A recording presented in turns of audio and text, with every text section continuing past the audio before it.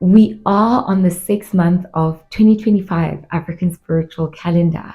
We're halfway into 2025, and in this video is basically a check-in video where we are using this time to reflect on the 6 months that we have just experienced, to reflect on our goals, to reflect on our lessons learned, and also to reset if there's anything that we need to change in terms of our goals, and to see where we are and how to align ourselves to still achieving more in this 6 months, and using this 6 months to be the best year that we can possibly have. We are practicing African spiritual calendar, and I'm aware of the fact that the rest of the world is starting their new year, and hence it's so important for us to always be intentional about the path that we have chosen and not fall into the trends of starting a reset that doesn't align with our spirits, because African spirituality is aligned to spiritual experiences, it's aligned with nature.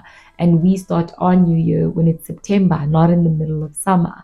And so, this is a time for us to actually reflect, to recuperate, to recharge, and also to set intentions and see how we can still maximize off 2025 African spiritual calendar. Welcome to the Process of Becoming podcast. I am Siphokuhle Booi, and welcome to yet another episode. I always do this reflection in January actually, and I have been using January as a time right now for me to step away from the world. I have been in my cocoon, but this cocoon is different. This cocoon is not a cocoon of comfort, but this is actually a cocoon of reflection. So I've been away from social media. I've been away from talking a lot to people. I've just been mostly on my own, mostly in prayers, mostly in fasting, and mostly just reviewing my journal and also my printed vision board, just to check like how has this year been. So right next to me, I have got my 18-month planner, which I got from PNA. And actually, it starts in August. So it started in August, which for me was so fitting because that's when I was starting the new year. And then I got an 18-month planner that also starts in August. So I've been using this planner on a monthly, weekly, and daily basis, just so that I can still keep aligned. And this planner is aligned to my printed vision board. So I also have my vision board right next to me, which when I did my vision board, I put it into two sections, which is my spiritual responsibility sections, and then also my physical desires section, just so that I am still being a holistic being that is taking care of their spirit, fulfilling my spiritual responsibilities, while at the same time still achieving my physical desires and fulfilling my physical roles. And then I also have my journal, which I got from Typo. I always buy a journal every month, every year. So I bought this one in August when the new year started. And this is where I basically journal, and this is where I basically just jot down all my thoughts, all my experiences, all my spiritual experiences. And also, right next to me, I also have my book, which I am currently reading, which is The Road Less Traveled by Dr. Scott Peck. I have read this book 5 years ago, back in 2020.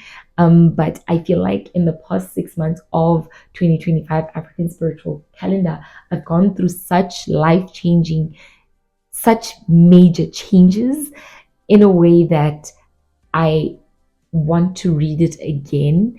I am reading it again because I feel like I'm at a different mindset, and I just want to see how I actually take it in. I will hold myself accountable that I will do an actual book review on the podcast when it comes to this one.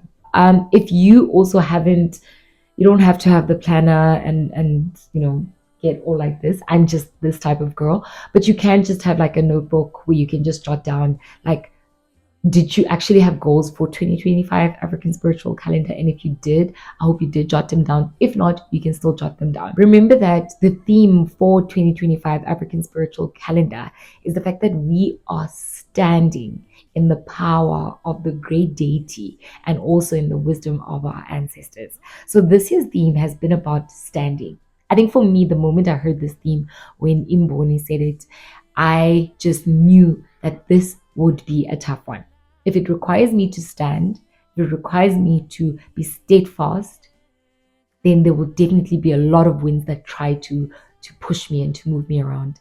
And I feel like that's how it has been. Like, just reflecting on the past 6 months, and you can also do it even after this video. I think for me, it's been a growth filled 6 months. I did a lot of uncomfortable things. And I've had to remove a lot of things that have kept me stagnant, not growing, keeping me in my comfort zone. And I feel like the 6 months have been about getting me out of my comfort. And I think I did mention it. I've been reflecting on it on the podcast. I did say that it shook my ground. It shook my comfort zone. And I felt like my whole world was being turned upside down. And for me, this started in August. So as the new year started, I think the new year started on the 1st of August, the second week of August, my life was upside down. I think in the past 6 months for me, the priority was spiritual self. It's been a recurring theme. It's been my spiritual self and maintaining my authenticity in every interaction. I've been dealing with me, and dealing with yourself is hard. It's hard. And I can say that it's been about me. There's been a lot of things and habits that I have that have hindered me from fully living out my potential. And in this past 6 months, I have had to learn to embrace myself and to embrace my gift. And I know that it is so surprising, because I'm sure a lot of people will just like, but you're always yourself. You're always embracing yourself. Not fully. What I've been doing is not even half of embracing myself. I've had to move away from spaces that I had long outgrown, but were holding on to certain spaces. I dealt with a lot of personal things. I think the huge one for me, reunited with my long lost father, where I had to find him, to forgive him, and to form a relationship with him. And I also started the path to healing my father wound, which then also prompted me to heal a lot of the relations around me that I had. And also starting to realize the fact that I was stuck in so many trauma bonds as a result of my daddy issues. Because remember that a father to a daughter, fathers are the ones that help us to form a sense of identity in the world, and also how we relate to other people, how we relate to men is different when you are holding on anger and when you don't have a positive relationship with your father. So I've had to deal with that. So again, prompting me to remove myself again from certain relations, because I was stuck in those trauma bonds. Also having to take responsibility of the fact that, like, as much as I was in these trauma bonds, there is also traits that I have that have allowed me to be in those certain trauma bonds, right? And I've had to confront that, and I've had to be honest with myself to say, but I am also like this, and this is my shortcoming. And for me to stop this cycle, not only do I need to remove myself from this space, but I also need to change this about me. And also, it's hard for you to attract authentic people if you are also not fully authentically yourself. Yeah, so, and imagine, like, I've been dealing with all of this, and it was all happening at the same time. I had to leave spaces that I had outgrown. That was hard. But I'm now realizing that as I was leaving these spaces, it's like I also started finding my tribe.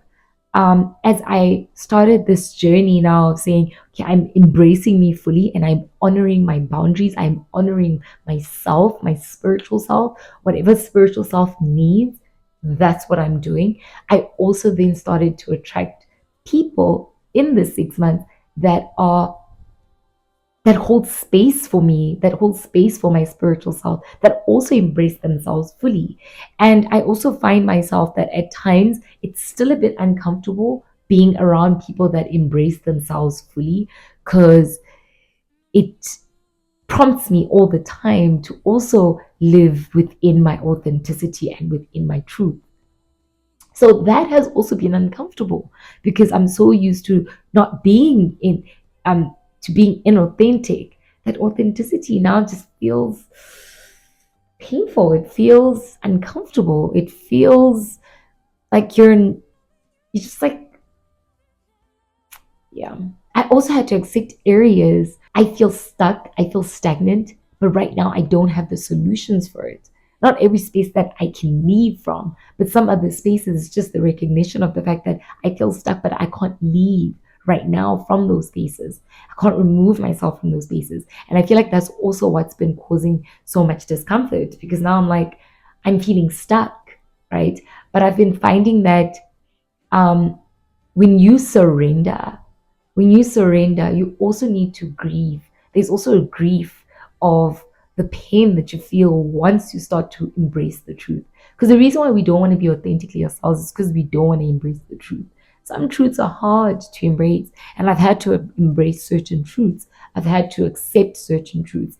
And even though right now there is no solution for it, but I am aware of it. And now I'm able to also align my prayers and to align my energy towards finding a solution. What I noticed with my spiritual responsibilities is that I would embrace them for a certain period of time, and then I neglect them because I felt like it's too serious. I want to be free. I want to be like other people.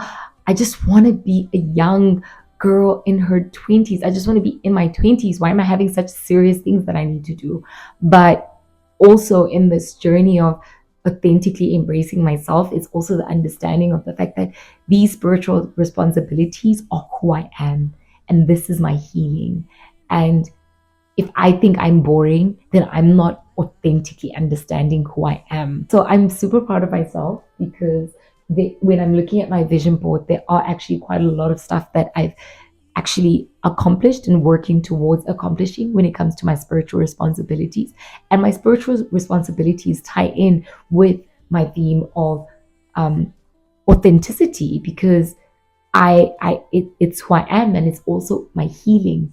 And then also December. I mean, December was my rainbow after the storm, which I am highly grateful for this holiday season because I really needed it. It was about traveling. I'm so grateful for all the provinces that I explored. I'm so grateful for the new experiences. I'm so grateful for meeting new people. I'm so grateful for love. I'm so grateful for family. I'm so grateful for friendships. I'm so grateful. And I got out of December in such high vibration, full of gratitude, full of abundance, because I also honored myself during my December period.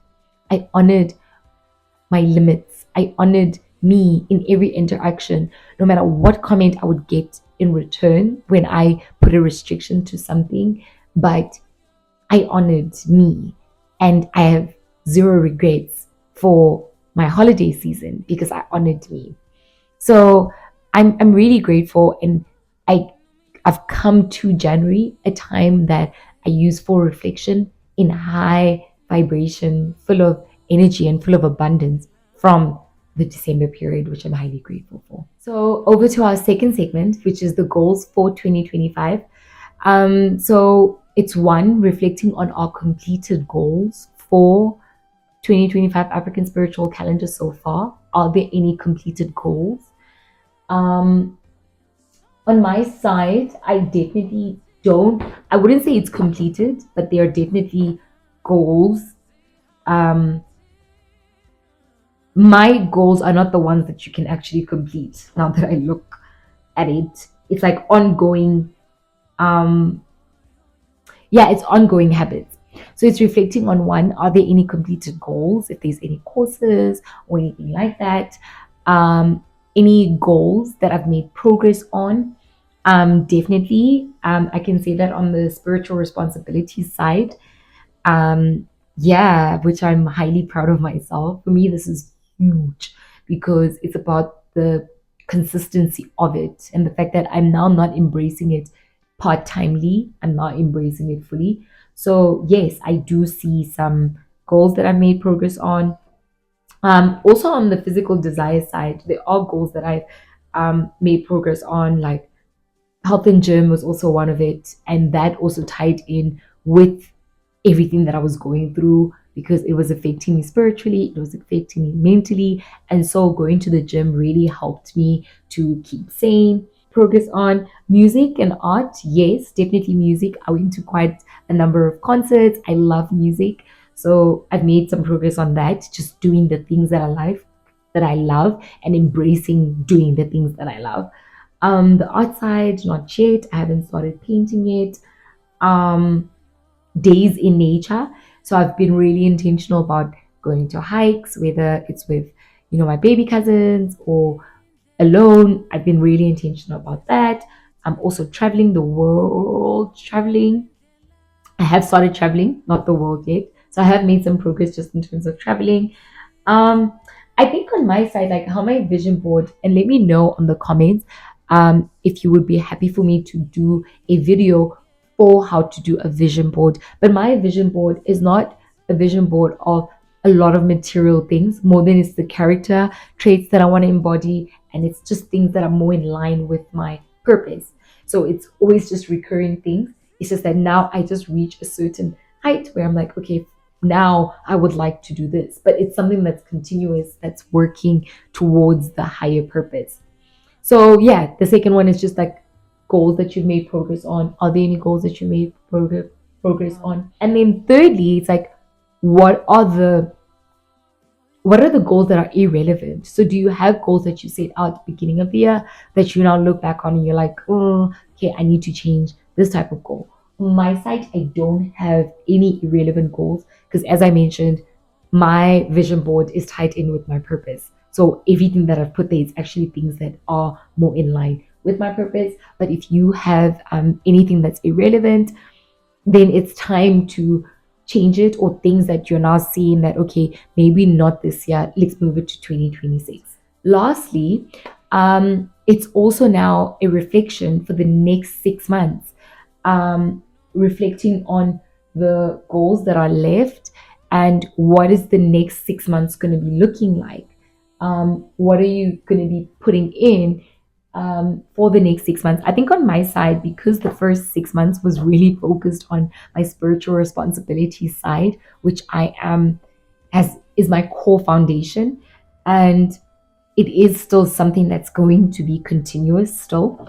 I think in the next 6 months, it's going to be focused also now incorporating my physical desires. Because now that I started my journey towards my spiritual self and my spiritual responsibilities, then also working towards my physical desires so that I can live a balanced life.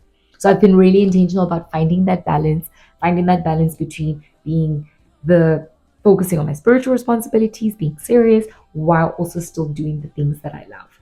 So I think for me, that's what the next 6 months is.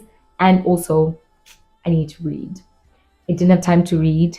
So in the next 6 months, I do also want to focus on reading.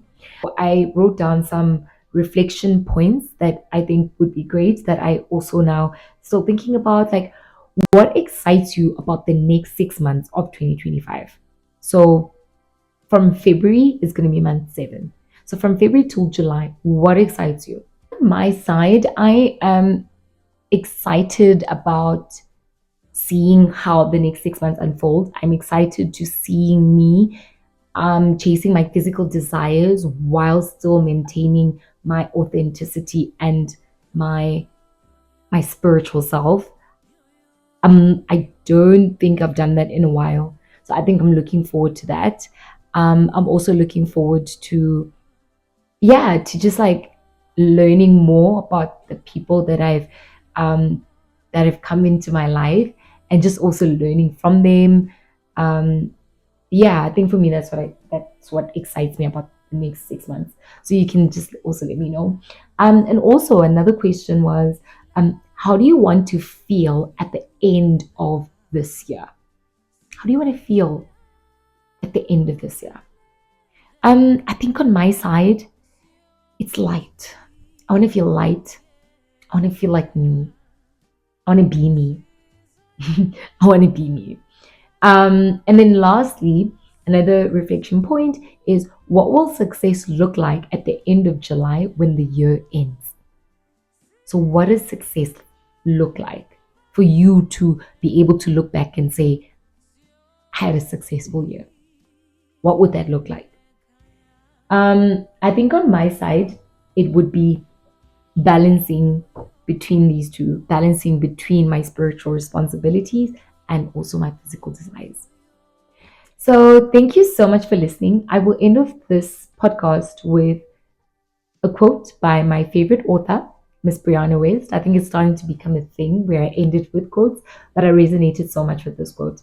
And she says, I hope this is the year you change your life, not in the superficial way, not in the way of moving things around on the surface and wondering why nothing feels different underneath, not in the way of conformity, not in the way that aligns you most closely with all of the traditional emblems of success, the ones that leave you smiling beside your accomplishments, but feeling so pinched with regret.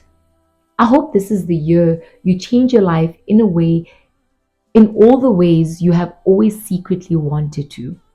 The year you discover those quiet dreams that have lingered for so long are actually echoes of parallel lives, sister stories, asking you to tell them, to move toward them. I hope this is the year you stop dancing around the parameter of who you intend to be. I hope this is the year you choose the life that feels right over the life that appears right. I hope this is the year you find your bravest, boldest kind of courage. I hope this is the year you walk into the life that was always meant to be yours. And that is Briana West.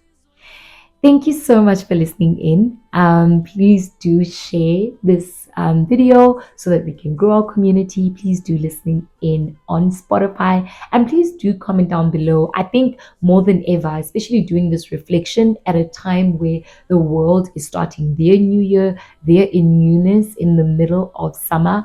I think for me, it has made me appreciate this community even more, of being around like-minded people, being around people that are also on the spiritual path, where if we are reflecting while the whole world is starting their own new year. So I think I'm now also starting to see the importance of this community. So please, let's do keep it live. Do comment down below, and I will see you on the next episode. Bye bye.